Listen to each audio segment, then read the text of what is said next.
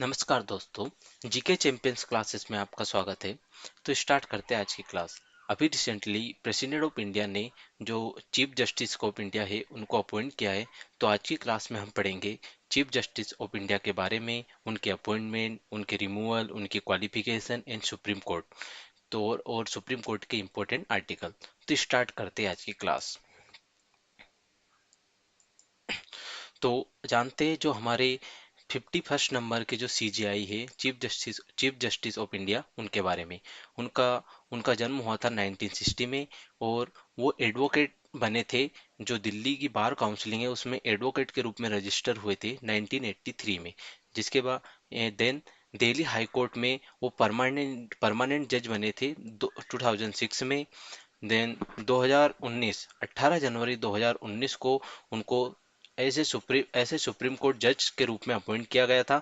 और अभी अभी लेटेस्ट रिसेंटली 3 दिन पहले उन्हें जो new chief justice of India है उसके रूप में अपॉइंट किया गया है। और उनका जो टेन्योर रहेगा वो ज़्यादा नहीं रहेगा, सिर्फ 6 महीने का रहेगा, जो 2025 13 में 2025 में रिटायर हो जाएंगे। जो हमारे चीफ जस्टिस ऑफ इंडिया जो अपॉइंट हुए उन वो बहुत सारी जो लैंडमार्क जजमेंट हुए उनकी बेंचेस में थे।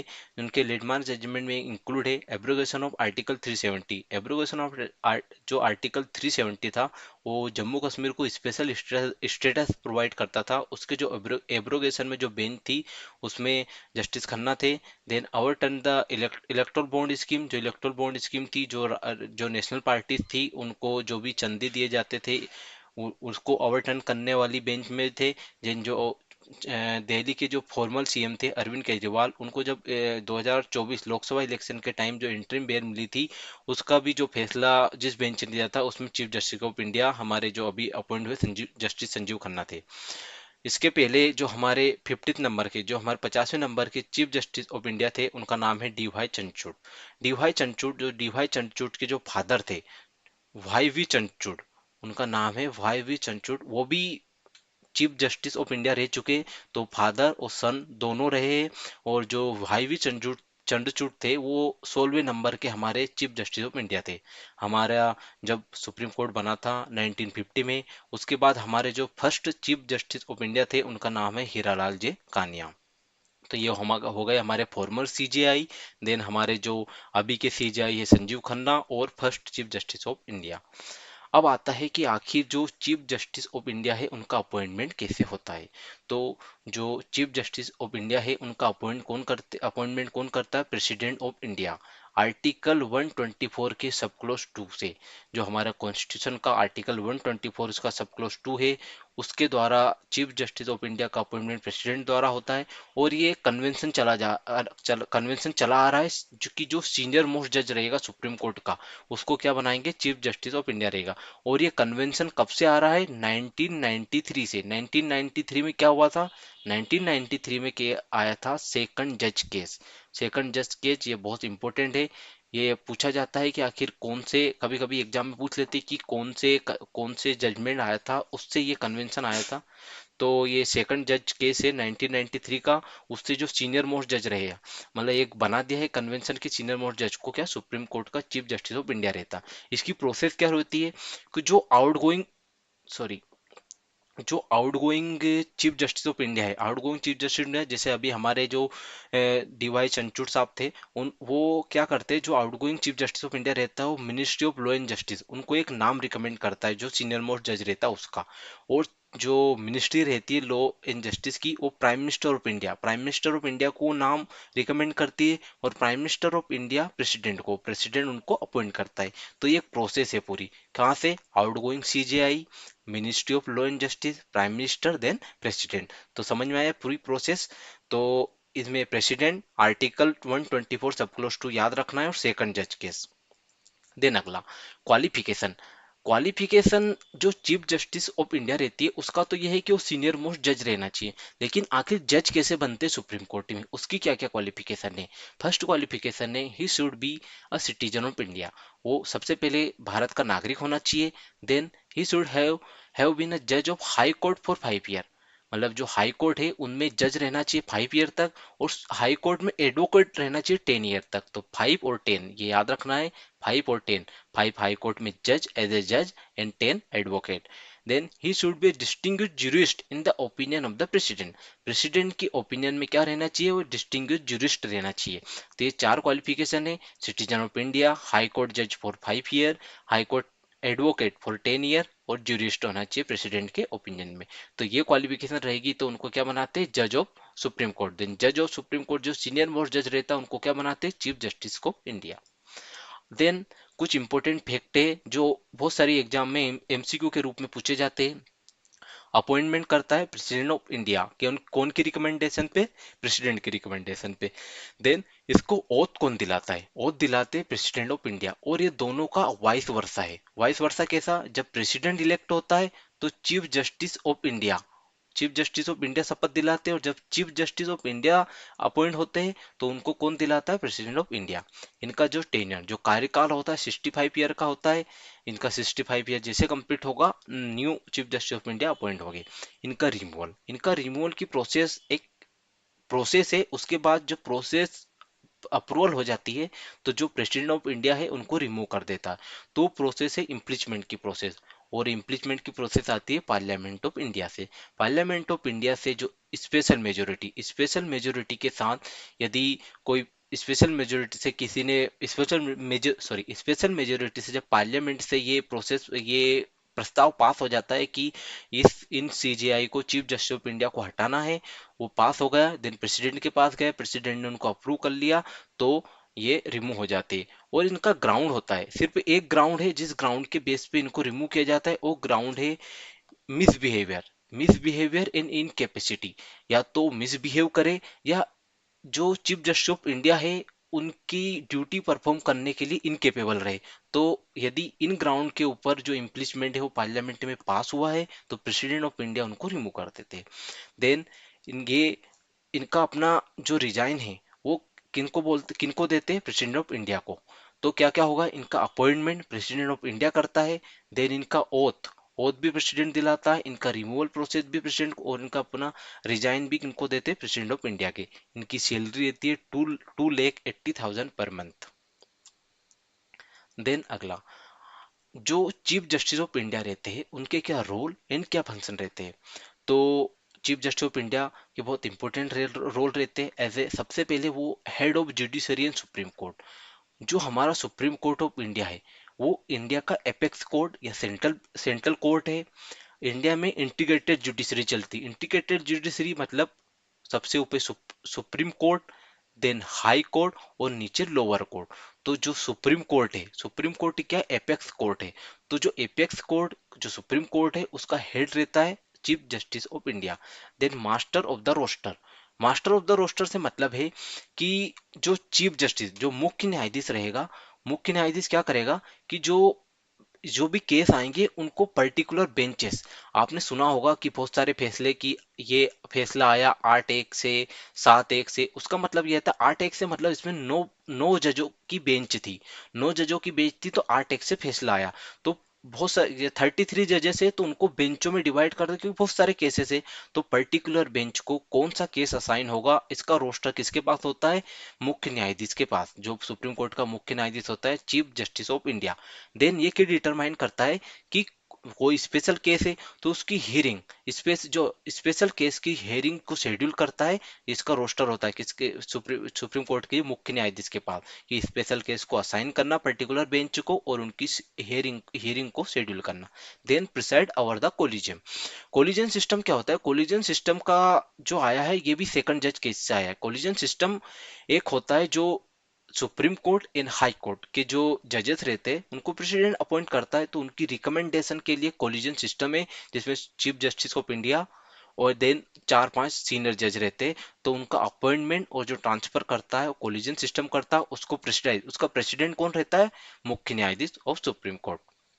Then chief justice of India appoint ad hoc supreme court जजेस अंडर द आर्टिकल 127। ये हम आगे पढ़ेंगे, जब आर्टिकल पढ़ेंगे, important important article supreme court उसमें अभी ये जान लेते हैं कि जो एडोक जजेस, सुप्रीम कोर्ट के जज है, उनको भी chief justice of India appoint करता है। Then with the approval of president, chief justice of India can change the seat of the supreme court from Delhi to any other places.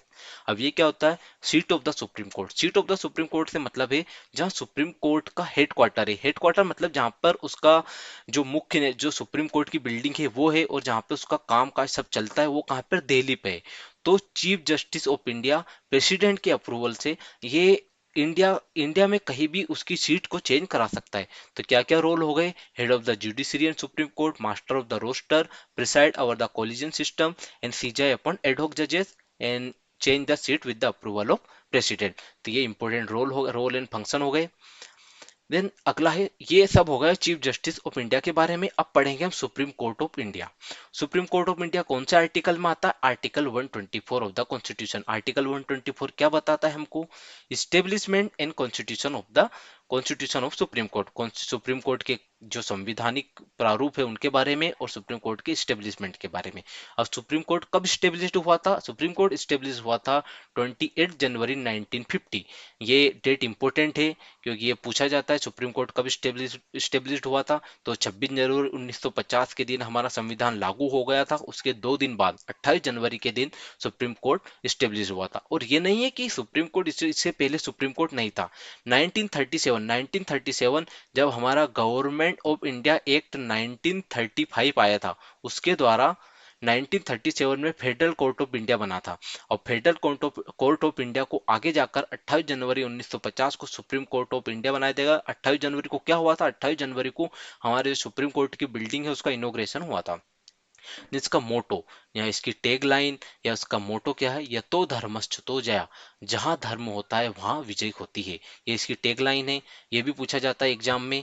Then इसकी strength, strength जैसे मैंने बताया था, strength होती है कि आखिर उसमें कितने जज है। तो इसकी स्ट्रेंथ अभी है 1+33। 1+33 मतलब 1 CJI, chief justice of India and 33 जजेस। ये हमेशा से ऐसी नहीं थी, ये टाइम के हिसाब से इवोल्व होती जाती है। जब इनिशियल में जब सुप्रीम कोर्ट बना था 1950 में, तब ये स्ट्रेंथ थी 1+7। 1+7 मतलब 8। एक चीफ जस्टिस ऑफ इंडिया और 7 जजेस, जो अब आकर आ गई है 1+33। अभी सितंबर में जो हमारी प्रेसिडेंट ऑफ इंडिया और हमारे उस टाइम पे जो हमारे चीफ जस्टिस ऑफ इंडिया थे डीवाई चंद्रचूड़ जी, उन्होंने जो सुप्रीम कोर्ट का नया लोगो है उसका इनॉग्रेशन किया था। तो ये है उसका लोगो। इस लोगो में याद रखना है, एग्जाम में पूछा जा सकता है कि लोगो में क्या इंक्लूड है और क्या क्या इंक्लूड नहीं है। ऑब्जेक्टिव के रूप में आ सकता है। तो इसमें इंक्लूड है नीचे देवनागरी लिपि में यतो धर्मस्य तो जया, जो सुप्रीम कोर्ट का मोटो है वो। देन इसमें है अशोक चक्र की जो 24 स्पोक्स रहती है वो, सुप्रीम कोर्ट की बिल्डिंग, एंड नीचे है कॉन्स्टिट्यूशन की बुक। तो क्या क्या है? इस अशोका की जो स्पोक्स रहती है 24, सुप्रीम कोर्ट बिल्डिंग, कॉन्स्टिट्यूशन की बुक एंड इसकी टैगलाइन क्या? ये तो धर्मश्च तो जया, और ये ब्लू कलर में है। ये नीचे है सुप्रीम कोर्ट की बिल्डिंग। तो ये हो गया हमारे सुप्रीम कोर्ट के बारे में। देन अगला है जो आर्टिकल, जो इंपॉर्टेंट आर्टिकल है सुप्रीम कोर्ट से रिलेटेड। क्या क्या आर्टिकल है? ये सबसे पहले तो ये पार्ट 5 में आता है। कौन से? पार्ट 5 में जो यूनियन यूनियन एग्जीक्यूटिव या यूनियन लेजिस्लेटिव को बताता है, उसी पार्ट 5 में जुडिशरी है, सेंट्रल जुडिशरी, उसमें है आर्टिकल पार्ट 5 में आर्टिकल 124 से 127। तो उसी में जो इंपॉर्टेंट आर्टिकल है उनको देखते हैं। सबसे पहले आर्टिकल 124 जो स्टेब्लिशमेंट कॉन्स्टिट्यूशन, जिसके द्वारा आर्टिकल 124 सब क्लोज 2, इसके द्वारा क्या हुआ है? चीफ जस्टिस ऑफ इंडिया का अपॉइंटमेंट हुआ है। Then article 125 salaries allowances of जजेस, जो सैलरी और अलाउंसेस मिलते हैं उनके बारे में। आर्टिकल 126 एक्टिंग चीफ जस्टिस, ये इंपॉर्टेंट है। आर्टिकल 126 एंड 127, इनके बीच में डिफरेंस जानना बहुत जरूरी है। क्यों? क्यों? Acting chief justice and ad hoc जजेस। तो आर्टिकल 126 एक्टिंग चीफ जस्टिस उसके नाम से ही है कि जब हमारे जो मुख्य न्यायाधीश रहेंगे सुप्रीम कोर्ट के, या तो वो अब्सेंस रहे, या उनका कहीं चले गए हो, या रिमूवल हो गए हो, उस कंडीशन में जो हमारे प्रेसिडेंट ऑफ इंडिया है वो अपॉइंट करते एक्टिंग चीफ जस्टिस को। कौन अपॉइंट करते? President of India, sorry, president of India. ये याद रखना है कि acting chief justice article 126 appointed by president of India. Then article 127 ये है एडोक जजेस। इसको अपॉइंट कौन करता है? Chief justice of India. ये डिफरेंस है। इसको इनको आर्टिकल 126 से acting chief justice president of India, और एडोक जजेस को चीफ जस्टिस ऑफ इंडिया। और ये जो हमारे मुख्य न्यायाधीश है उनकी अब्सेंस में अपॉइंट किया जाता है एक्टिंग चीफ जस्टिस की आर्टिकल 126 के द्वारा। और एडोक जजेस कब अपॉइंट किए जाते हैं चीफ जस्टिस ऑफ इंडिया के द्वारा? जब हमारे जो प्रेजेंट में जो जजेस है, जैसे अभी 123 है, तो उनमें कोई अपॉइंटमेंट नहीं हुई हो या अब्सेंस हो, उस कंडीशन में जो हमारे हाई कोर्ट के जज है, हाई कोर्ट के जो जजेस रहते हैं, उनको जो चीफ जस्टिस ऑफ इंडिया रहते हैं उनको supreme as a supreme court जज अपॉइंट करते हैं, उनको बोलते हैं एडोक जजेस। Then article 128 attendance of retired जज। कभी कभी जब केसेस ज्यादा हो जाते हैं, जो चीफ जस्टिस ऑफ इंडिया रहते हैं वो रिटायर्ड जज को भी अपॉइंट कर देते हैं, उनको बुलाते हैं हियरिंग वगैरह के लिए। देन आर्टिकल 129, ये भी इंपॉर्टेंट है। Article to be the court of record, मतलब आर्टिकल को एक कोर्ट ऑफ रिकॉर्ड के रूप में जाना जाता है कि जो भी टेस्टिमनी या कोई भी एविडेंस वगैरह है वो सुप्रीम कोर्ट में रिकॉर्ड होंगे। देन आर्टिकल 123 जो हमने पढ़ा था, seat of the supreme court की, जो मुख्य न्यायाधीश है हमारे कॉन्स्टिट्यूशन सॉरी सुप्रीम कोर्ट के, वो प्रेसिडेंट की अप्रूवल से seat of the supreme court क्या चेंज कर सकते हैं। अभी हमारी सुप्रीम कोर्ट की सीट कहाँ पर है? दिल्ली। ये है दिल्ली में, दिल्ली। देन आर्टिकल 131 ये बताता है original jurisdiction of the supreme court. Original jurisdiction क्या होता है? ओरिजिनल जुरिडिक्शन मतलब कि जो सुप्रीम कोर्ट का ओरिजिनल जुरिडिक्शन है, कि आर्टिकल 131 बताता है कि जब भी सेंट्रल और सेंट्रल और स्टेट के बीच में लड़ाई, सेंट्रल या दो से अधिक स्टेट के बीच में लड़ाई, या एक या दो स्टेट्स के बीच में लड़ाई जब होती है, तो जो सुप्रीम कोर्ट ऑफ इंडिया रहता है उसका फर्स्ट वो रहता है कि इनकी जो भी डिस्प्यूट रहे उनको सुने। तो वो आता है आर्टिकल 131 में। आर्टिकल 132 एपिलेट जुरिडिक्शन, इसमें जो अपील है उसकी जुरिडिक्शन आती है, जो सिविल एंड क्रिमिनल वगैरह जो अपील रहे वो 132 में आती है। Important article, article 134 advisory जुडिक्शन। Advisory जुडिक्शन बताता है कि जो हमारे प्रेसिडेंट ऑफ इंडिया है वो सुप्रीम कोर्ट से कंसल्ट या एडवाइस ले सकते हैं, लेकिन ये प्रेसिडेंट ऑफ इंडिया के ऊपर रहता है कि वो उस एडवाइस को माने या नहीं माने, मतलब ये बाइंडिंग नहीं रहती है।